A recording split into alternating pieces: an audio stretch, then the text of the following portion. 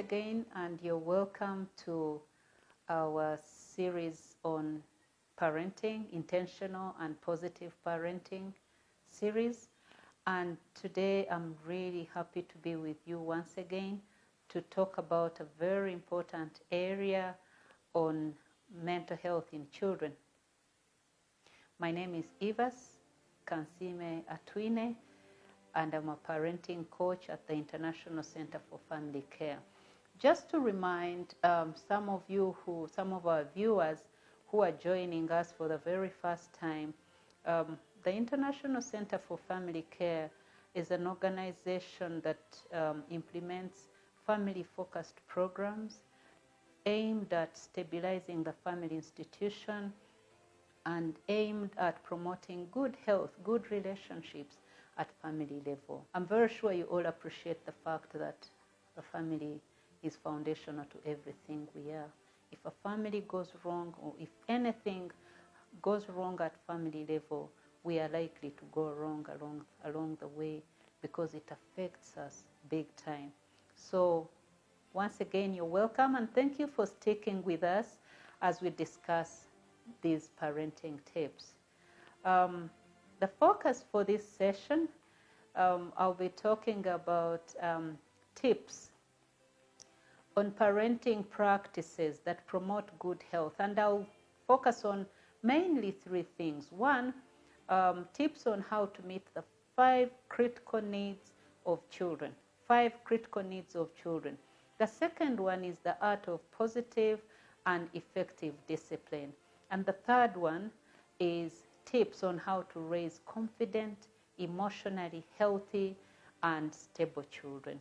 Disciplined, healthy, and stable children. And who doesn't want such children? I'm sure all of us do, but sometimes we don't know how to do it. So thank you for committing time to this. Let me just pass a reminder. I always love to pass this reminder that when we are parenting our children, we need to look in the future, what we call parenting for the future. Look at your child, your little 1-year-old, your little 5-year-old, your teenager and all. Just, I want you to project their lives and consider that you're raising somebody's spouse, right? These are not your children. They are people in society, and how we raise them matters. So this is somebody's spouse. So just make sure that you're investing in that and looking at this child and saying, what kind of husband will they be? What kind of child, what kind of wife will they be? Okay, you're raising a company CEO. You know, they'll be operating in a world where you no longer are. And so it's so important that you prepare them. We are preparing children for the future. And that's why we call them the next generation. We are preparing an employee and a colleague. The reason I bring this up, I know that all the things that manifest later on in our lives, they can be traced back to how we were parented. We are raising a spiritual leader, a pastor or a priest somewhere. Can I tell you that some of the things that weren't learned at home, some people are not even able to change when they become priests. That's the reason sometimes we see ugly manifestations in our spiritual leaders, and we wonder and we judge them and say, honestly, they can do such a spiritual leader? These are some of the things that weren't instilled in them when they were young. So it's very important that we teach them. Have you met a spiritual leader who can't apologize? Have you met a spiritual leader who can't forgive?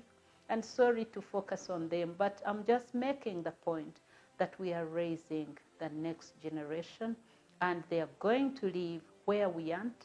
So we had better invest in preparing now. It's called parenting for the future. I mentioned parenting practices in the introduction. So let me just mention, because I ran a separate session on the 4 categories of parents, and that's parenting styles, or 4 categories of parenting styles. Now, when we say parenting practice or style, it's a set of standard strategies that parents use to raise their children. Okay? Standard parenting strategies that parents use to raise their children. And these fall in 4 categories. 1, disciplinary strategies. These are not the same across parents. Some parents discipline a certain way, others discipline a certain way. So we all have different parenting strategies. Now, number 2 is the warmth and nurturing. How we provide warmth and nurturing or how we do not, again, varies from parent to parent. So those 4 dimensions. The third one is style of communication and guidance. It matters. So when we talk about practices, they fall under these categories. The 4th one is the expectation of maturity and control over their lives. So those 4 categories, anything we are describing it's falling under those 4 categories. Disciplinary strategies, warmth, and nurturing, style of communication and guidance, and then expectations of maturity. I'm not going to talk about the 4 parenting styles. I want to refer you to our Facebook page. You'll see one of the videos I ran on parenting styles, and so check. There are 4 and you'll be able to see that. For purposes of this session, I talked about good mental health. What do we mean good mental health? When we talk about good mental health, we are talking about the ability to transcend or manage life stresses without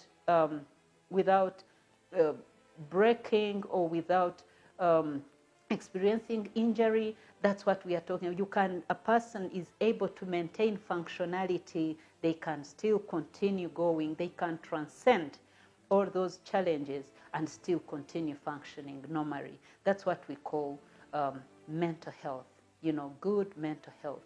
So ability to manage stress and transcend life's challenges, okay? So let me just give you a few indicators. When we talk about good mental health in children,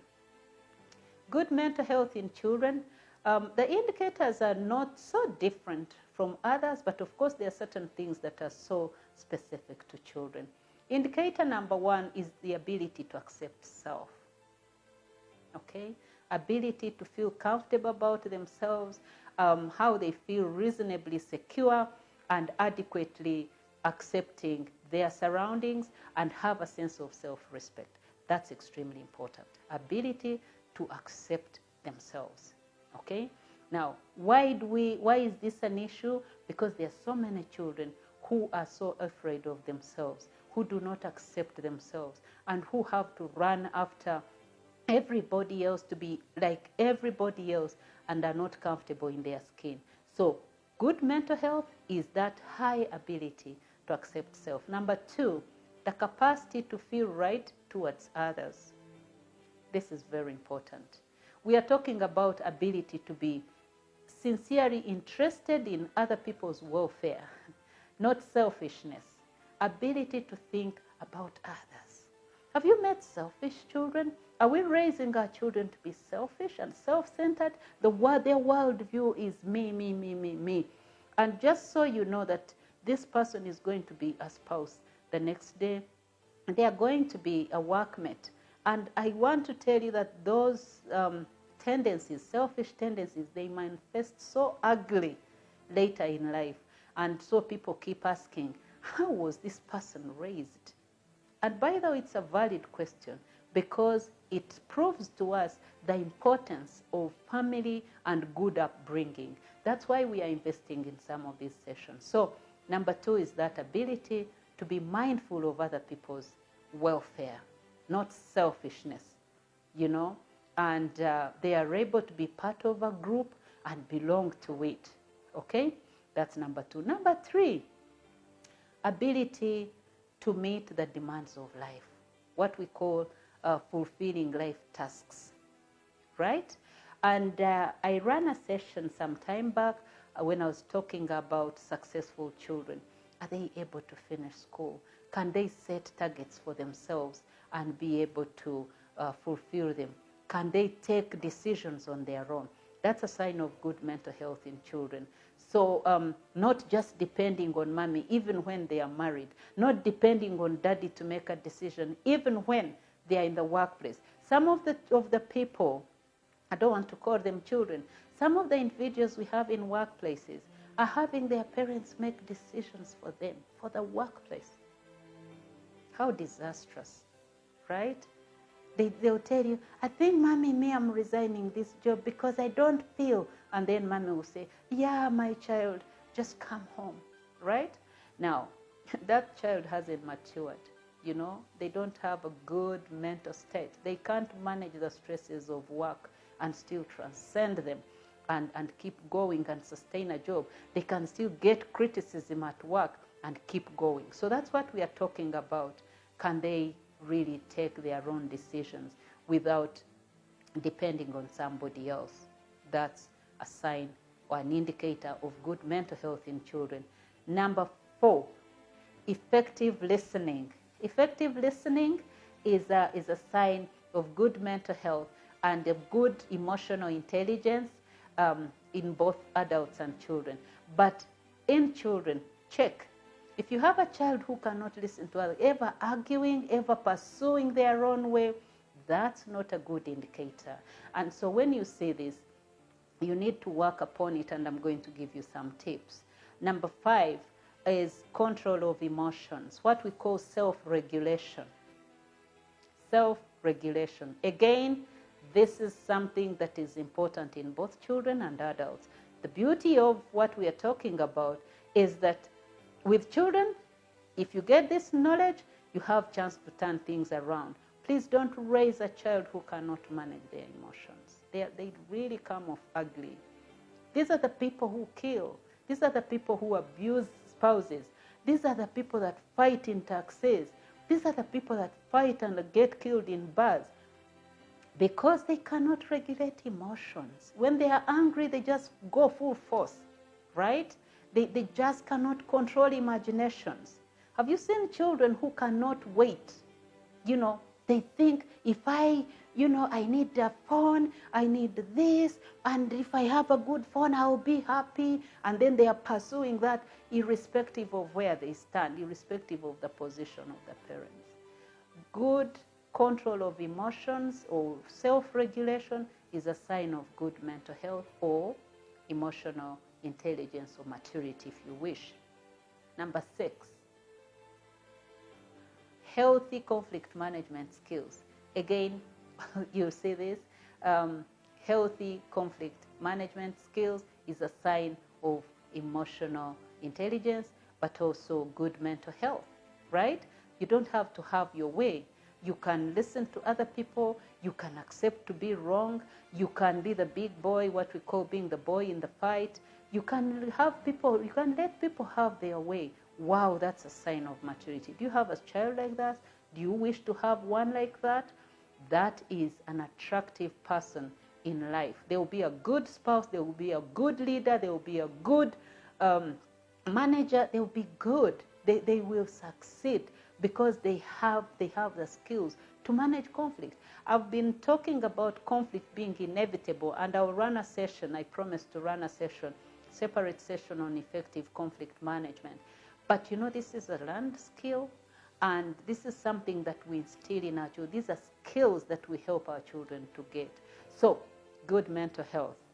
And number 7, they can manage failure or success very well. Now, let me talk about both. There are children who cannot manage failure. Have you seen stories around those who are committing suicide because a relationship hasn't worked out? Those who cannot sustain a challenge of they didn't get school fees this term, so they commit suicide. I mean, so many examples I can give, but that's managing failure. How about when they cannot succeed with their studies? How about when they get a retake? How about if anything fails, if they fail at anything? What happens? Do they take their lives? That's a sign of poor mental health because they cannot manage stress. or stressful moment. But let me emphasize the issue of managing success. And parents, I want you to pay attention to this, please. Raise people who can manage success. Please don't raise children who don't have the right view of life, who think that the moment they get successful, an additional salary increase, then they have to mess everything up. By the way, we are getting so many people in life who cannot manage success. They just lose it. They just lose their marriage. They lose their family because they have bought a new car, and so they just have to take it around. They are showing off. Give children the right perspective to life. Let them understand that a car is a means of transport, okay, at the basic level. And so when they buy, later on they buy a car, they will not really spend sleepless nights, wondering who else is seeing, knocking people so they can see what kind of car they are driving.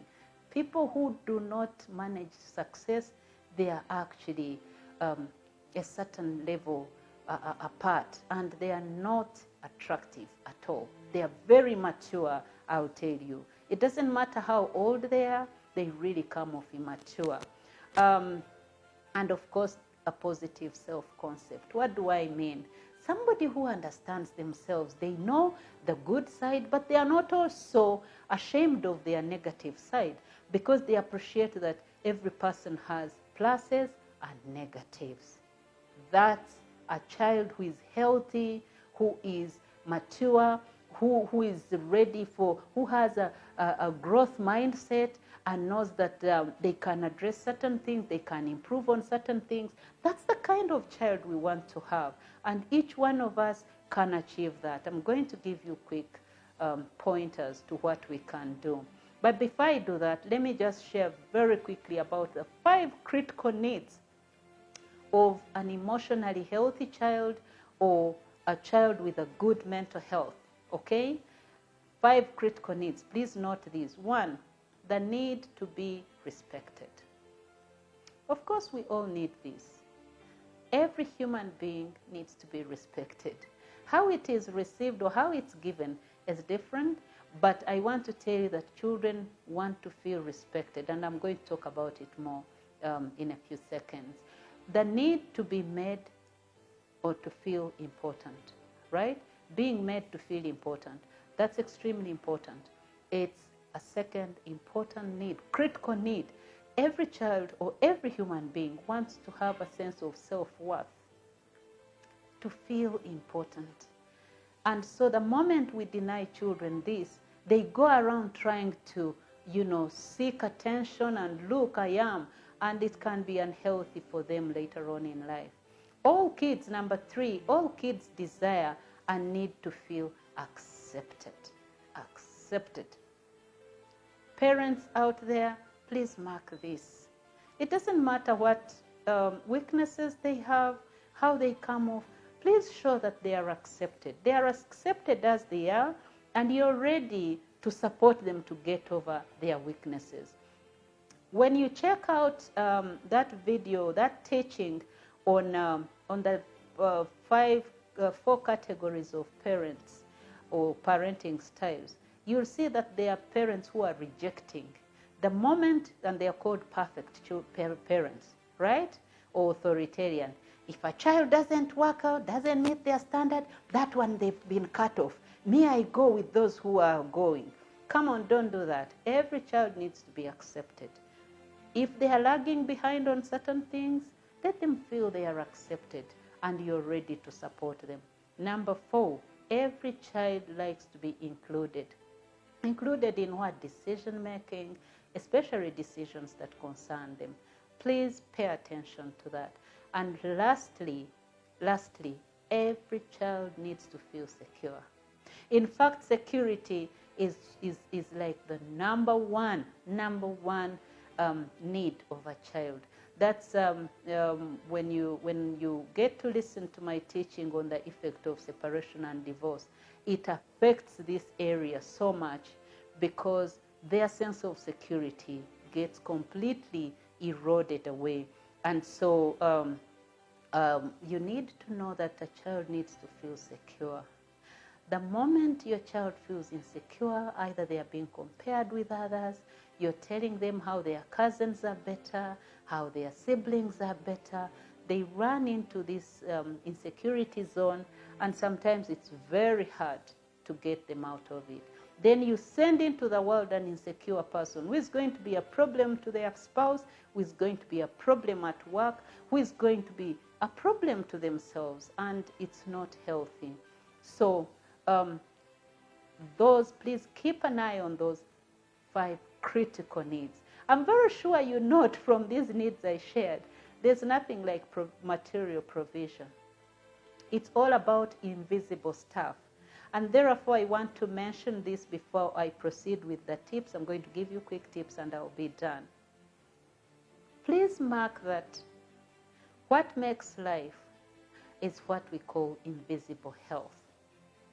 Invisible health accounts for 90% of our health, and it's derived from relationships. A feeling of love, a feeling of being accepted, a feeling of self-worth, perspective, will, encouragement, inspiration. That's where life lies. So when I tell parents that a big chunk of your child's health lies in a relationship, not in provision of chips and sausages and all these other material things you think you're providing, those do their part. Please don't starve your child. I know we are able to do that, but that's just 10% of your child's health. It's called bodily comfort. You meet the bodily comfort, they eat well, they sleep well. You even get them to a good school to promote their intellectual capabilities, but that has nothing to do with life. You need the life of a child before they can go out there in the world, and that's why I'm talking about the 5 critical needs. Okay, so at this point, let me give you quick tips on how to raise a child or to promote good mental health and emotional maturity and discipline in your child. Tip number 1, define your family culture and be consistent. Okay? At family level, let your children have a predictable way of looking at life, what you stand for. For instance, when you say, us, they are twiners, this is what we stand for. Do your children know that? If you do this, your children are very clear. The children work well with predictability. They are able to predict what is expected of them. That helps them not to get confused and stressed, because they are able to know in our family this is expected behavior. And don't worry if your child falters on some of them. If they fall short, that's their children. Even us adults, we do. We know the right thing to do, but we don't do it well. Just keep going. Tell them this is what it is. You wake up, you make our values are such that we go to church on Sunday. Our values are such that we respect each other. You don't use foul language. You don't do this. These are kind of specific things that we have to do, okay? And explain the consequence of behavior on their lives, how it affects them. If they don't meet these, if they don't uphold these values, what happens to them? You know, if you say this issue is a non-negotiable, let your children know that, for instance, going to visit their grandparents is a non-negotiable. Now, there's so many children, I've met so many children who engage parents and say, why? You know, why? Now, that's okay. It's a teaching point. But just make sure that your children are not challenging you on non-negotiable behavior. Because if they challenge you at age 9, 10, by the time they make 18, they'll beat you up. So make sure that you uphold these values. And the most important thing, that you model the right behavior. Don't say things and then you don't meet them. Don't say church for us on Sunday is a non-negotiable. Then you sleep and you say you go. They are learning from you that good behavior is easily caught than taught. So parents, model this. if you define a family core value and you say we love one another, we respect one another, we are hardworking, we are honest, and then the next day you're telling lies, the children get confused. So make sure that you don't just define family culture and values, you're consistent and you're modeling that behavior. And you teach boundaries, they know where to go and where to stop. Now, again, remember we are talking about a parenting practice that promotes good mental health. So this is something you need to keep an eye on. Children are helped when they have clarity of expectations. Number two, if you want to promote good mental health in your children, please allow expression of thought and information, expression of and freedom of information. I've been encouraging parents to allow children to speak to you. Remember, anyone to be able to trust you, you have to provide that warmth. You have to give the assurance that they are safe when they share certain information with you. If your approach is to rebuke and insult, your children will never share information with you. And they will keep thoughts to themselves. Some of the families, you have what we call no-talk rules. That's a recipe for dysfunctionality. Please make sure that your children can talk. Doesn't matter what they are saying. Let them share their baby thoughts and childish ideas. That's okay. And that provides you an opportunity to teach them, to correct them, to give them perspective. Please remember that if your children are choked and they are not able to approach you to share their doubts and fears and confusion and stories from school, this is likely to promote stress and anxiety in them, and then they have nowhere, no place to vent. And so sometimes that's why they go to wrong people. And then we say, oh, my children are having wrong company. Please make sure that you allow them to share with you. You seek their opinions and involvement in decision making. I've been encouraging parents, please don't change your child's school without discussing with them.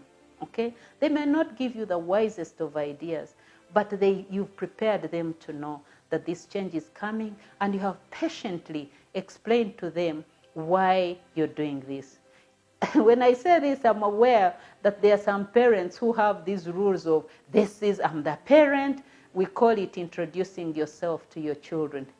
Don't introduce yourself to your children. They know that you're the parent. Just be. Just allow them to understand why you're making certain decisions. I've been counseling children who are so angry at their parents because they don't understand why they are making certain decisions. So you make a decision, I'm going to take him to a school where they beat and they will make good results. Okay, that could be a reason, and I don't want to challenge it, but probably you can find a way of communicating this to your child so that you can hide it and give them another political reason, and when they get there, you achieve your purpose. But make sure your child is part of the decisions you're making for them. Number 3, allow expression of feelings. If you want healthy, mentally healthy children who are not stressed, who are not depressed, who are not anxious, please allow them to express feelings. Some families I know suppress children on expression of feelings, right? Suppression of feelings provokes anxiety and depression, because somebody gets angry, they get sad, or they are so excited. There are families where children are not even allowed to express excitement and celebration. It's very interesting. But I'm telling you, please provide a healthy outlet for a child to express their feelings. Even if they are negative feelings towards you as a parent, please allow that to happen. Don't say, I don't want to listen. I'm a parent. When you grow up, you'll understand. That doesn't help, okay? You're here to help your child grow into a healthy person. Please just provide comfort and let them talk out some of the things that are concerning them. Just discourage acting out certain things, but make sure you encourage them to speak up.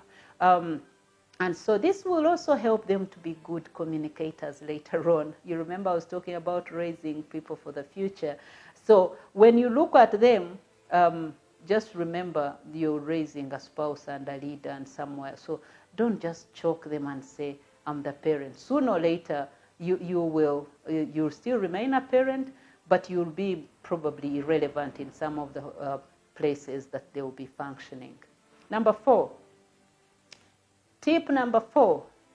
Tip number 4, I promised to tell you this. Show your child respect.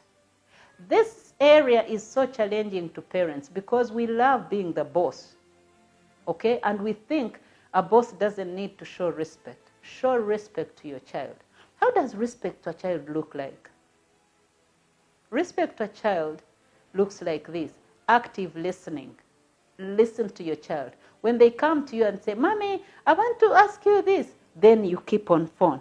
Then you're talking to somebody else. Then you're ignoring them. They feel no sense of self-worth. They feel you don't respect them. They feel you're not, because anything you respect, you commit time to it. So active listening. Speak with courtesy. Okay? I know we love to yell as parents, but I want to tell you this doesn't help. I've been sharing in other sessions that when you yell, the recipient of your message misses the message and they hear noise. So most of the time we yell and then children don't even hear what you're saying. But also, it comes off as disrespect to a child. They say, if my mom respected me, they honestly should have spoken well. And I think some of you have experienced it. When children correct you, they say, did you have to do that? Did you have to say that when people were listening? So let's act courteous towards our children. Another way to show respect, avoid destructive criticism. Destructive, I don't know what's wrong with you. What's wrong with you? You never do this well. Destructive. Just make sure it's constructive criticism. You can help them to appreciate areas where they need to improve. That promotes their self-worth. You can acknowledge where they are doing things well, and then you bring out the negative. And you bring it out this way. If you improve on this, you'll really be great. This area is still lacking, but you're really good at this. And so by saying this, I'm sure some of you parents are saying, do you know when you're angry? Even when you're angry, I talked about self-regulation. Please exercise self-regulation, parents. Some of the words you're using on your children are killer words. They are not life-giving. And then you justify yourself and say, I was angry. It doesn't help. It doesn't help anything. You have already killed your child. Remember, 90% of life is invisible. So if you kill that, you can't say, they are going about. They don't seem angry. They are. Please avoid, as much as possible, avoid emotional eruption. That doesn't help. And model this. Model respect, then you'll get it from your children. Teach children to respect by treating them with respect. That's the principle. Again, teach children to respect by treating them with respect.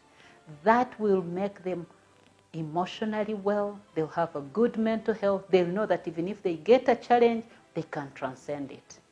Number 5, I want to emphasize this issue. I guess I've alluded to it. The power of positive reinforcement. Praising the behavior. Some of us parents, we only show up in the lives of our children to talk about negative things. Please take time to understand or to notice some of the things that are going well in the life of your child. Use this as a way of boosting your child's self-image and self-esteem, self-worth. Let them know they are good at certain things. And praise be deliberate about praising the behavior you desire, and the behavior you notice. Praise your children, parents. That is called the power of positive reinforcement. I want to tell you that consistent positive reinforcement is the fuel that keeps fire burning long enough in the life of your child. So every time they are facing a challenge, they remember, but I'm really good at this. I'm really good at this. And so they are encouraged. They are motivated to overcome certain things. There's a particular program I've been recommending to parents. Please check it out. It's called the Flag Page. The Flag Page approach to relationships emphasizes the question of what's right with someone. Now, the science, the psychology behind this is that when you emphasize somebody's positive side, then they focus on that and they don't commit so much time to the negative. It is a powerful tool, and it helps you to explore and examine what is good about your child. You do that, you have created so much energy in your child.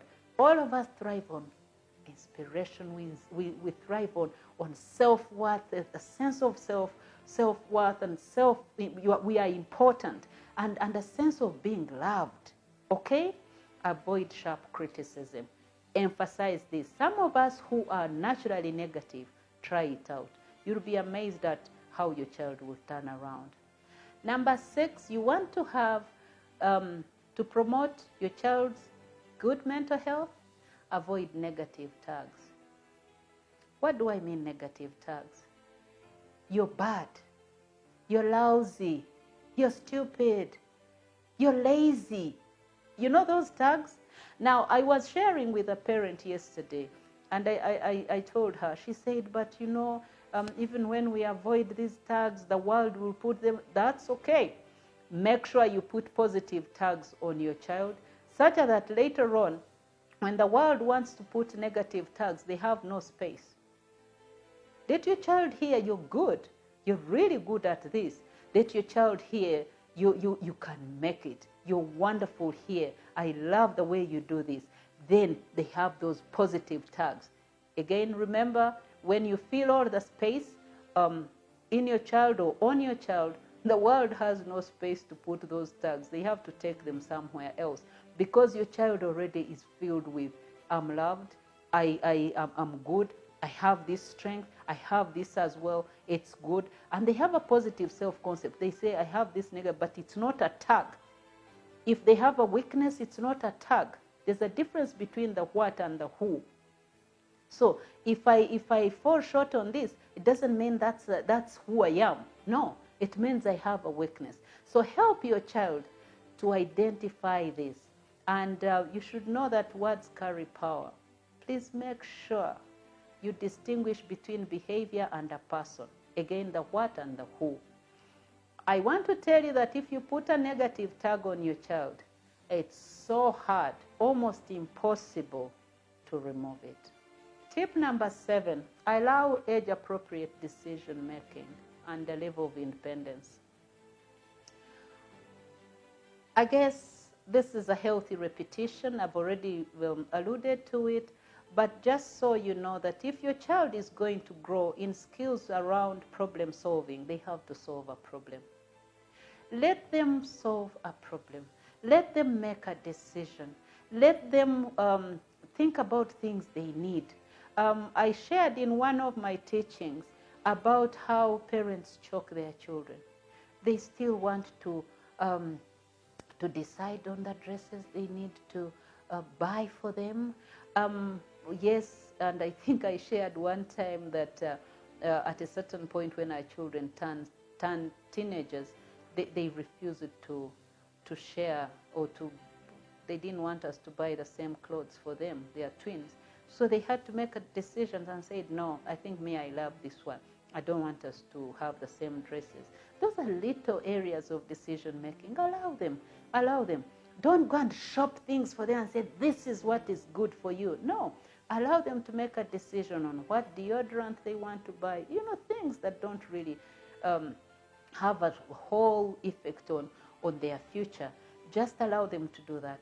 That is an empowering approach, and it promotes good mental health. It gives them skills to overcome the usual stresses of life. That's how you're helping them. Don't pamper your children. Don't control them. They will become dependent adults, and those are not good, because dependent people are not people of good mental health, and they are not mature. They are immature, so to say. So unlimited freedom tends to also, you have to know that if we give children too much freedom, so we have to keep this in balance. While you allow them to make decisions, make sure you don't throw everything at them. There are certain areas where you need to hold it and make sure that you know that they are not mature enough to make certain decisions. Just imagine if your child came and say, now, mommy, I don't want this school. Then you change. Now, I don't want this school. The teacher looked at me this way. Be careful. Those are high-level decisions that you have to keep a finger on, but there are others that you can allow them to. Number 8.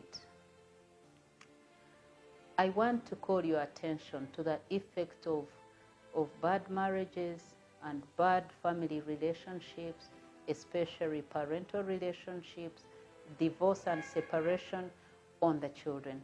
There is a whole teaching that I have done and will share with you about the effect of divorce and separation on your children's health. Children's health draw their sense of security from the parents.